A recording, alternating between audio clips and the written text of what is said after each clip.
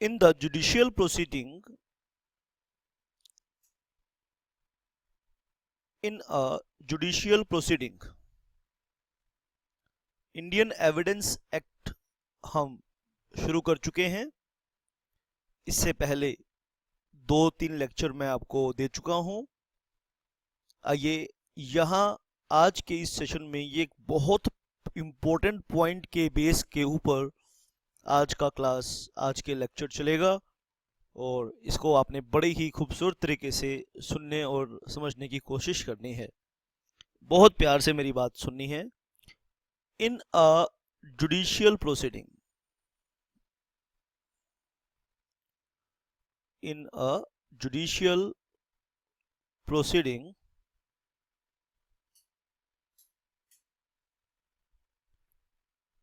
evidence may be given on certain points. Evidence may be given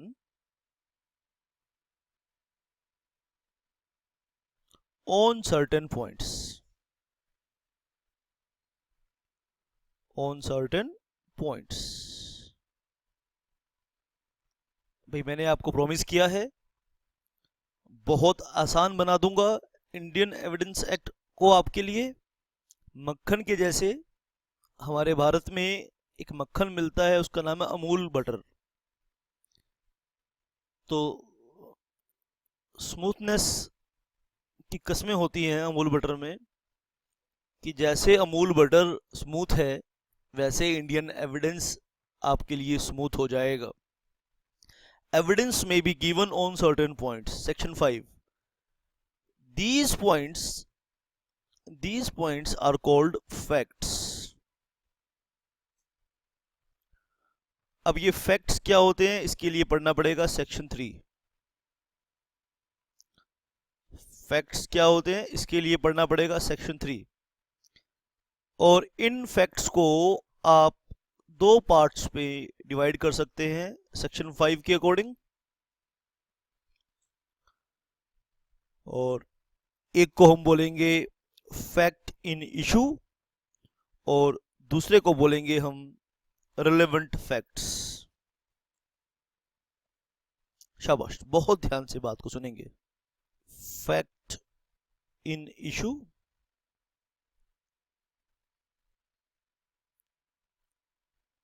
और दूसरे को बोलेंगे रिलेवेंट फैक्ट। Relevant fact. तो दोस्तों 3 बातें हमें यहां सीखनी है। नंबर 1 बात, ये फैक्ट क्या होते हैं। नंबर दूसरी बात, फैक्ट इन इशू क्या है। और नंबर तीसरी बात, रिलेवेंट फैक्ट क्या है। तो आज की इस क्लास की शुरुआत मैं इस पॉइंट से करूंगा। इन तीनों पॉइंट्स को समझकर हम आज के इस सेशन की शुरुआत करने वाले हैं। आप बहुत प्यार से मेरी बात को सुनने वाले हैं। शाबाश। अब तक आपने प्यार से नहीं सुना तो दोबारा से सुना देता हूं, दोबारा से सुन लीजिए प्यार से। भाई जुडिशियल प्रोसीडिंग क्या होती है ये इनिशियल टॉपिक में मैंने आपको बता दिया था। आज इस बात को रिपीट नहीं कर रहे हैं। In a judicial proceedings evidence may be given on certain points. ठीक है, किन किन पॉइंट्स पे आप एविडेंस दे सकते हैं सेक्शन 5 कहता है आपको, उनको बोलते हैं फैक्ट्स। फैक्ट्स क्या है ये डिफाइन किया है सेक्शन 3 में। और सेक्शन 5 के अकॉर्डिंग उन फैक्ट्स को आप 2 पार्ट पे क्लासिफाई कर सकते हैं। एक को बोलेंगे फैक्ट इन इशू और दूसरे को बोलेंगे रिलेवेंट फैक्ट। आइए सबसे पहले हम पढ़ेंगे कि ये फैक्ट क्या है। बात को ध्यान से आप सुनेंगे। Fact,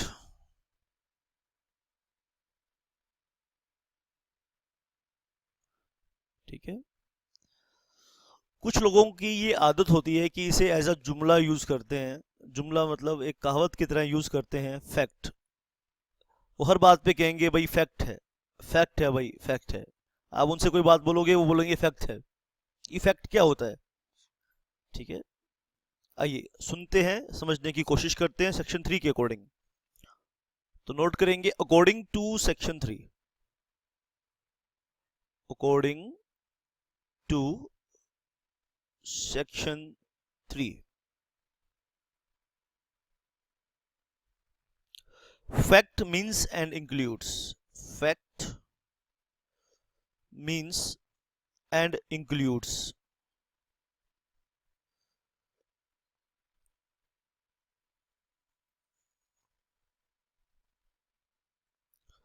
fact means and includes कहते हैं जी anything, state of thing, relation of thing. Anything, बहुत सारे एग्जांपल दूंगा आपको इसके, आप बस ध्यान से सुनिए। एनीथिंग, स्टेट ऑफ थिंग्स,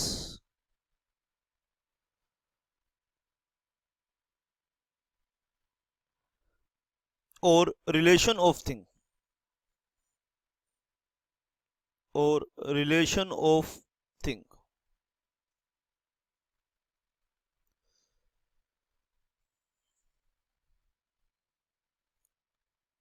इन बातों का एग्जांपल दूंगा मैं आपको। Any mental condition,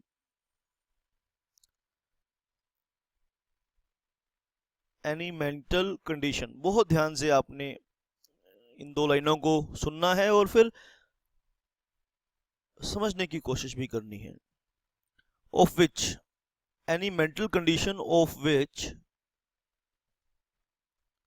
any person is conscious, any person is conscious.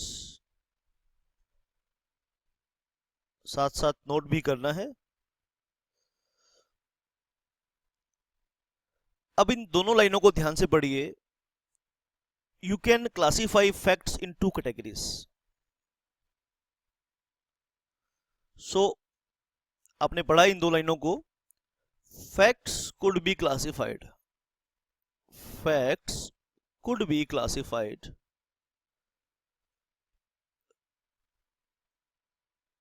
facts could be classified as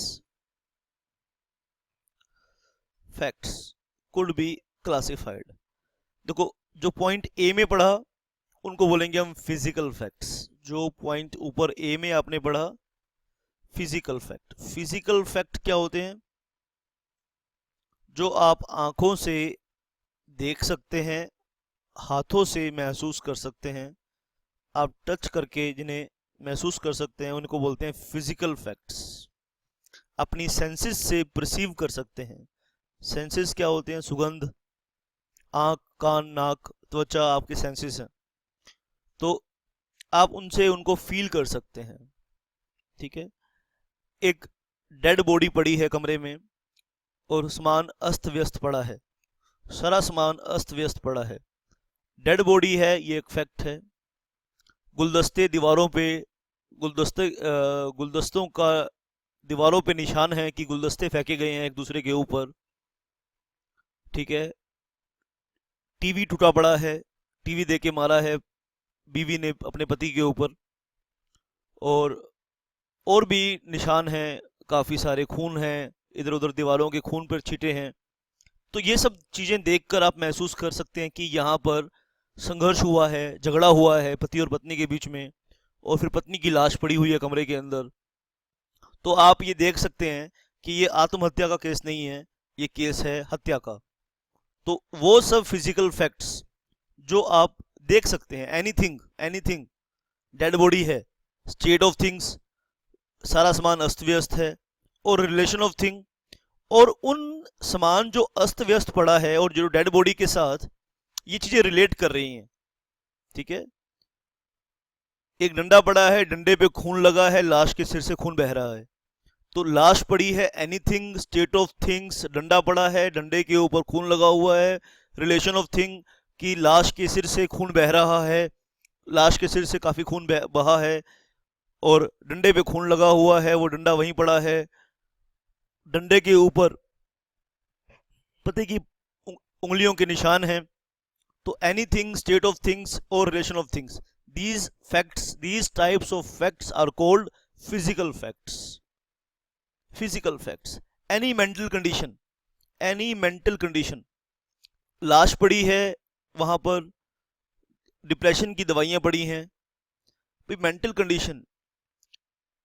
एक आदमी जब पड़ोसियों से बात की गई कि भाई कैसा रिलेशन था पति और पत्नी के बीच में, तो पड़ोसियों ने कहा कि आजकल ये जो जिसकी डेथ हुई वो बहुत परेशान रहती थी, पति बहुत परेशान रहता था, उनके ऊपर कर्ज हो गया था, लोग उनको गालियां देते थे, आके झगड़ा करते रहते थे आपस में।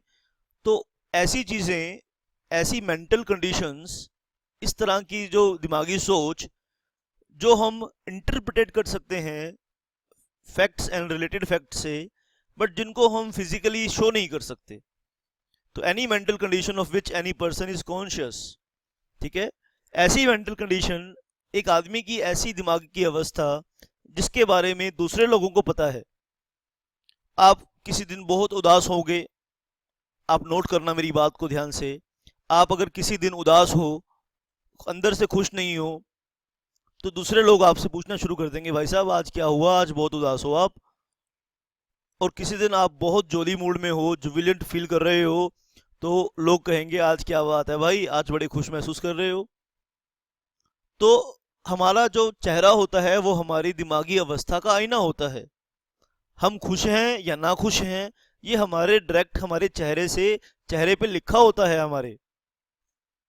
क्यों चेहरे को देखा जाता है? आप किसी लड़की से शादी करने के लिए बात करोगे तो पहले बोलोगे कि उसको दिखाओ, तो आदमी का चेहरा पहले देखा जाता है, क्योंकि चेहरा काफी हद तक दिमाग की अंदर की सोच का आईना होता है। तो ऐसी दिमागी अवस्था जिसके बारे में दूसरा आदमी कॉन्शियस है, कॉन्शियस का मतलब जिसकी जानकारी है दूसरे आदमी को कि वो फलाना बड़ा बीमार, वो फलाना बड़ा डिप्रेशन में था, बड़ा दुखी रहता था, बात बात पे लोगों से झगड़ा करता था, बात बात पे गुस्सा करता था। उसकी दिमागी अवस्था के बारे में दूसरे रिश्तेदारों को, पड़ोसियों को, कुलीग्स को, एसोसिएट्स को पता था, तो उसे हम कहेंगे साइकोलॉजिकल फैक्ट्स। क्या कहेंगे बेटा उसे हम? बी कैटेगरी के जो पॉइंट्स हैं इन्हें हम कहेंगे साइकोलॉजिकल पॉइंट्स। आप ध्यान से मेरी बात को नोट करेंगे और समझने की कोशिश भी करेंगे। मैंने आपको इलस्ट्रेशंस देने की कोशिश करी। आइए अब इन इलस्ट्रेशंस को लिखेंगे ताकि आपको याद रहे कि फैक्ट्स क्या होते हैं। अभी मैं आपको फैक्ट इन इशू और रिलेवेंट फैक्ट नहीं बता रहा, अभी तो मैं आपको बच्चों ये बता रहा हूं कि फैक्ट क्या है अकॉर्डिंग टू सेक्शन 3। तो सेक्शन 3 ने फैक्ट को दो चीजों से डिफाइन करने की कोशिश करी, फिजिकल फैक्ट से एंड साइकोलॉजिकल फैक्ट से। आइए प्यारे बच्चों, अब हम कुछ इलस्ट्रेशंस देखेंगे जिन्हें हम, इन इलस्ट्रेशंस में आपको समझ में आएगा कि किसी भी केस में फैक्ट्स क्या होते हैं। आइए आप समझने की कोशिश करेंगे। कुछ इलस्ट्रेशंस आपके सामने रख रहा हूं, मैंने बताया है लेकिन आपको अगर लिखना पड़ेगा तो आपको, आइए लिख के भी दिखाता हूं। That there are certain things, there are certain things, या आप कह सकते हैं objects, arranged in certain order, arranged in certain order in a certain place, in a certain place is a fact। अब जो फैक्ट है या तो वो रिलेवेंट होगा या वो फैक्ट इन इशू होगा, इज अ फैक्ट। पहले तो हम ये सीख रहे हैं कि फैक्ट क्या होता है। बहुत ध्यान से, बहुत इंपॉर्टेंट लेक्चर है ये। पूरा इंडियन एविडेंस एक्ट इस सेशन पर टिका हुआ है। अगर आपको ये 3 बातें समझ में नहीं आई, इंडियन एविडेंस एक्ट में कोई बातें समझ में नहीं आएंगी। आपको कसम खा के कहता हूं मैं कि अगर ये 3 बातें समझ में नहीं आई ना, देखो मैं कसम खा के कहता हूं ये बात कि आपको इंडियन एविडेंस एक्ट में कुछ समझ में नहीं आएगा, ठीक है। और इसीलिए बच्चे परेशान रहते हैं, उनको इन 3 बातों में फ़र्क करना ही नहीं आता है। और लेकिन आज के इस सेशन को अटेंड करने के बाद मेरी ये छोटी सी कोशिश है, आप ज़रूर मेरी इस कोशिश को बताना कि आपको कैसी लगी, ज़रूर मुझे फीडबैक देना। और अगर आपको ऑनलाइन क्लासेस चाहिए इंडियन एविडेंस एक्ट की, judicial exams all over India, LLB के लिए, ठीक है, पब्लिक प्रोसिक्यूटर एग्ज़ाम के लिए, ठीक है, आपको ये अगर क्लासेस चाहिए तो आप इन क्लासेस को सब्सक्राइब कर सकते हैं। आपको करना ये है कि मुझे व्हाट्सएप करिए मेरे नंबर पर 98, मेरा व्हाट्सएप नंबर है 9818050252। L K Soni is my name and आप मुझे इस नंबर पे संपर्क कर सकते हैं। 12 से 1 बजे के बीच में दोपहर में आप मुझे फ़ोन कर सकते हैं। 12 से 1 के बीच में आप मुझे फ़ोन कर सकते हैं, और अगर मैं आपका फ़ोन नहीं उठाऊंगा तो मैं आपको कॉल बैक करूंगा। और आप मुझे व्हाट्सएप कर सकते हैं अपनी क्या कोर्स आपको करना है। मैं आपको फिर बाद में फर्दर डिटेल्स बताऊंगा कि कैसे आपकी क्लासेस शुरू हो सकती हैं। दैट देर आर, ये हमने इलस्ट्रेशन देखा। आइए हम आगे अपनी बात को लेकर चलेंगे। शाबाश।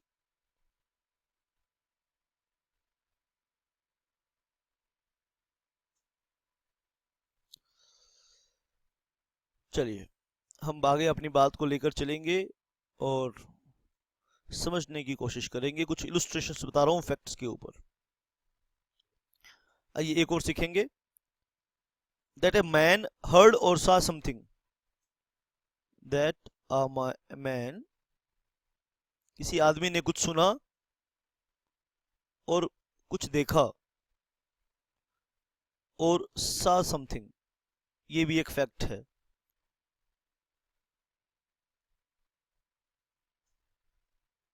Is a fact. एक और इलस्ट्रेशन देता हूं। That a man hold certain opinion.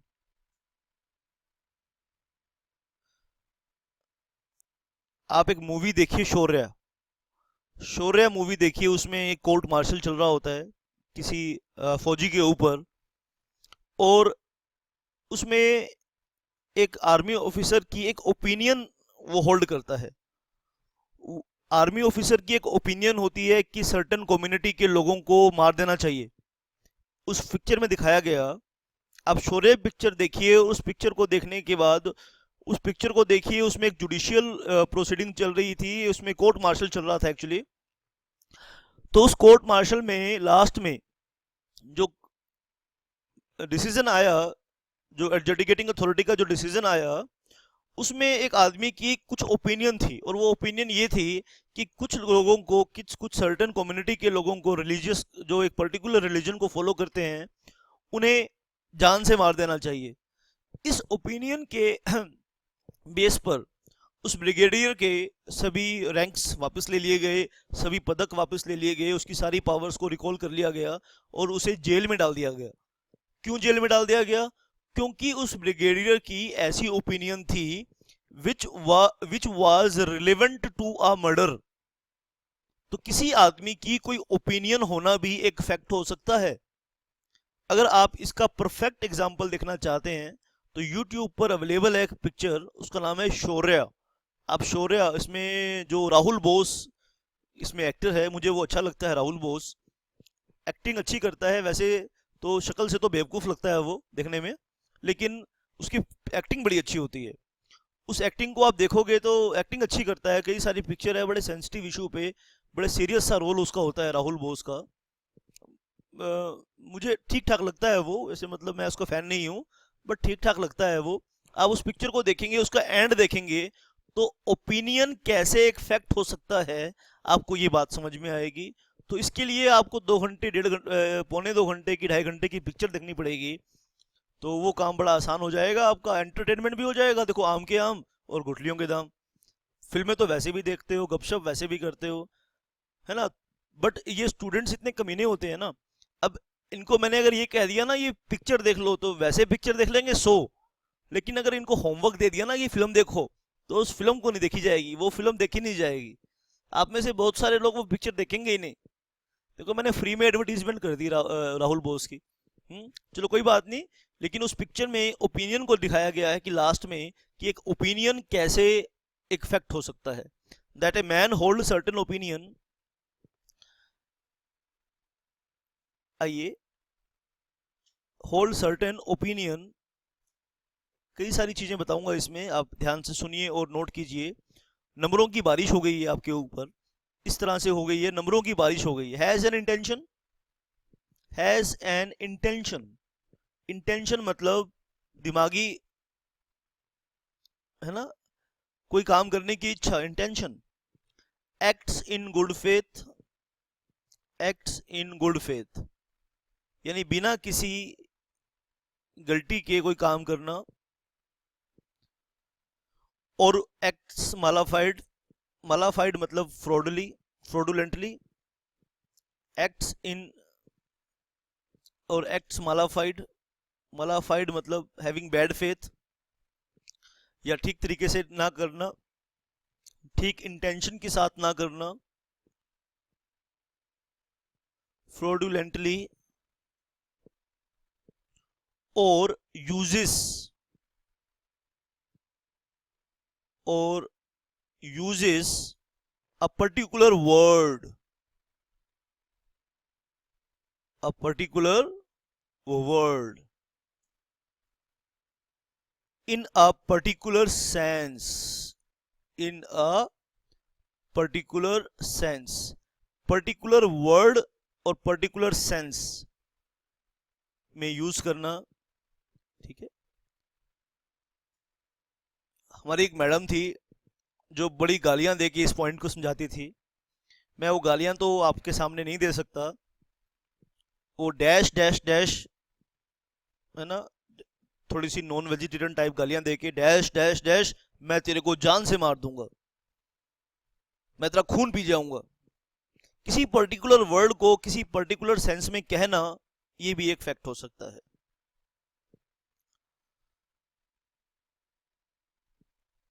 ठीक है, तो आपने बेटा ये बहुत सारे, इसमें मैं आपको 25 और ऐसे फ्रेजेस लिख सकता हूं, लेकिन बात को खत्म कर, थोड़ा ब्रीफ में रखते हैं ताकि आपको समझ में आ जाए। That a man has certain reputation, that a man has certain reputation, कि एक आदमी की एक कोई पर्टिकुलर तरह की रेपुटेशन है, ये भी एक फैक्ट है। Reputation is a fact. अब आप इसमें सोच रहे हैं कि फिजिकल फैक्ट कौन से हैं और साइकोलॉजिकल फैक्ट कौन से हैं, तो आइए मैं बता देता हूं। अब आप खुद बताएंगे ये आपके लिए। That are certain things, objects arranged in or order in a certain place is a fact. ये कौन सा फैक्ट है बताइए? फिजिकल फैक्ट है। ठीक है, दैट मैन हर्ड और सा समथिंग इज अ फैक्ट। मैंने बोला कि जो आप सेंसेस से परसीव कर सकते हो उसको फिजिकल फैक्ट कहोगे। ये भी एग्जाम में क्वेश्चन आ सकता है कि कोई फिजिकल फैक्ट है कि नहीं, रिलेवेंट फैक्ट है, ये भी एग्जाम में क्वेश्चन आ जाएगा। तो this is also a physical fact. That a man hold certain opinion, has an intention, act in good faith. ठीक है बेटा, आप बताइए कि ये फिजिकल फैक्ट है या साइकोलॉजिकल फैक्ट है। Man hold a certain reputation, ये बताइए क्या है? साइकोलॉजिकल फैक्ट है, जिसको आप रेपुटेशन को देख सकते हो कि नहीं देख सकते, ओपिनियन को देख सकते हो कि नहीं देख सकते, रेपुटेशन को देख सकते हो कि नहीं देख सकते। ठीक है, तो किस चीज के लिए एविडेंस दे सकते हो? या तो रिलेवेंट फैक्ट्स के लिए, फैक्ट इन इशू के लिए। तो आज की क्लास को यहीं कंक्लूड करते हैं। आई होप आपको समझ में आई होगी। नहीं समझ में आई तो एक बार लेक्चर को दोबारा देखना, और कोई डाउट है तो मुझसे संपर्क करना। Thank you very much for watching and listening, और मेरे चैनल को जरूर सब्सक्राइब करना अगर आप इस तरह के सेशंस और भी फ्यूचर में देखना चाहते हैं तो। That's it for this session. Thanks a lot.